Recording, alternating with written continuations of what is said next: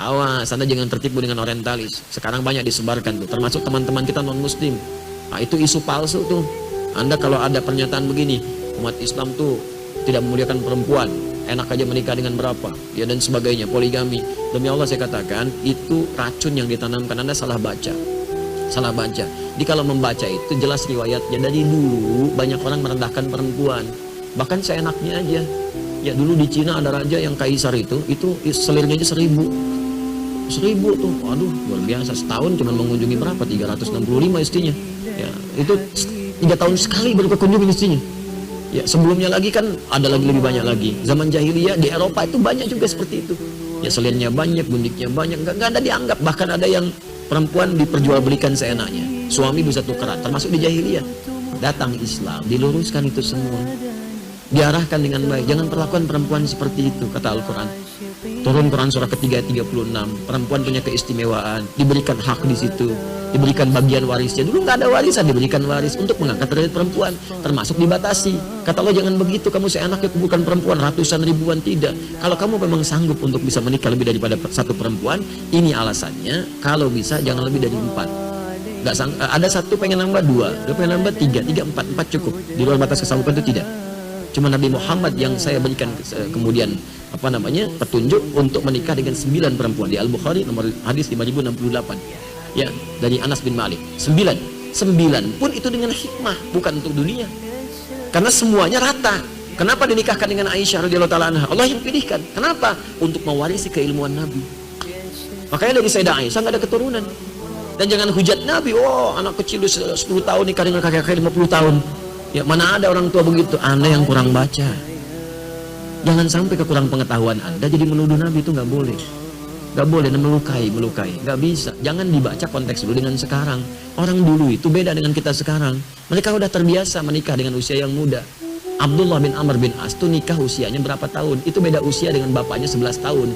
Ya, bapaknya itu 23 tahun. Anak 9 tahun udah minta nikah, bapaknya nikah usia 11 tahun. Ada yang mengatakan 10 tahun, ada yang mengatakan 13 tahun. Masih itu biasa menikah dalam keadaan muda. Saya baru dari Paris kemarin. Paris, lampu merah sonoan dikit. Ya, itu Louis menikah dengan Marie Antoinette. Usia berapa tahun? 13 tahun. Itu di Eropa. Itu biasa. Saya tanya begini deh, di zaman-zaman dulu ya. Raden Ajeng Kartini, era Kartini, berapa usianya saat dipinggit? Masih belia kan? Dipinggit kemudian baru lantas dinikahi dalam usia baliknya.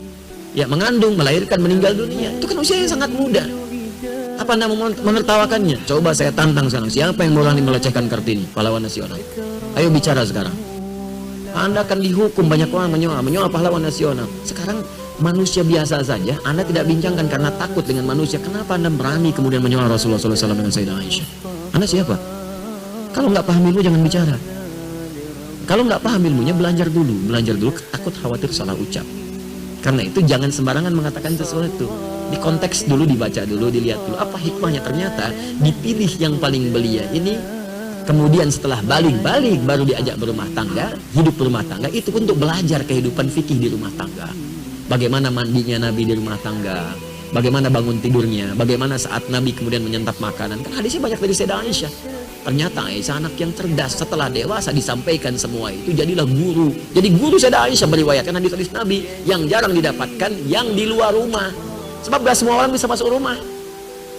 Kalau yang lainnya banyak. Sayyidah Khadijah ada wafat duluan sebelumnya. Ya Zainab meriwayatkannya sedikit-sedikit, tampilannya khusus. Saudah binti Zam'ah saat Anda jadi nenek-nenek dewasa seperti apa berbakti pada suami. Kalau suami masih ada di situ. Jangan sampai canda hilang. Ya Saudah binti Zam'ah itu sudah sepuh, Nabi menikah tapi masih bisa bermain canda dengan Nabi. Pulang masak, senang masak beliau, bikin adonan. Oleh Nabi diambil adonan, dicolekkan di keningnya, tertawa bersama. Masih kakek nenek pun masih bisa bercanda, langgeng kehidupan cintanya. Contoh, dia ada contoh kalau istri Anda masih belia, bagaimana membahagiakannya. Contoh istri Anda sepadan, bagaimana membahagiakannya. Contoh kalau sudah sepuh, bagaimana membahagiakannya. Contoh model, karena Nabi diutus jadi model. Anda diutus, model dunianya nggak laku. Nggak, makanya nggak ada utusan. Kita itu diciptakan untuk mengikuti model, dipraktekkan dalam hidup. Begitu cara bacanya. Jadi kalau bacanya begitu enak kita. Saya mohon maaf ya kalau terkait Allah Nabi mungkin tegas saya itu, tapi tegas itu karena sayang. bukan benci. Takut Anda punya masalah, sedangkan Anda itu kawan saya, sahabat saya doakan. Kan paling nggak enak berpisah dengan sahabat kita, atau ada orang dibenci Nabi, kita paling nggak enak. Karena itu kalau masalah dengan Nabi saya tegas gitu, tapi ketegasan itu sebagai cinta, bukan radikal. Nah, bukan radikal. Ini saksi antum nih, tunjukkan pada saya radikal saya di mana, nanti saya perbaiki. Kan kita memperbaiki diri setiap hari. Mungkin ada yang salah itu pasti, tapi di balik yang salah kita bertobat. Tunjukkanlah kalau ada yang kurang baik, tunjukkan supaya saya perbaiki. Ya, alhamdulillah, mudah-mudahan Allah berikan kebaikan. Ya, alhamdulillah. Kita nggak perlu banyak-banyak lah hal-hal yang kita bahas, sedikit tapi bisa bermanfaat insya Allah. Ya, jadi beberapa waktu ini saya mohon doa juga. Saya sedang menata diri untuk belajar lagi, kemudian mengkaji lagi, praktekkan lagi. Jadi silakan, saya senang hati. Kalau ada yang kurang sampaikan, saya koreksi. Kalau ada praktek yang kurang tepat sampaikan, saya perbaiki. Jadi kita bisa berbuat lebih baik, lebih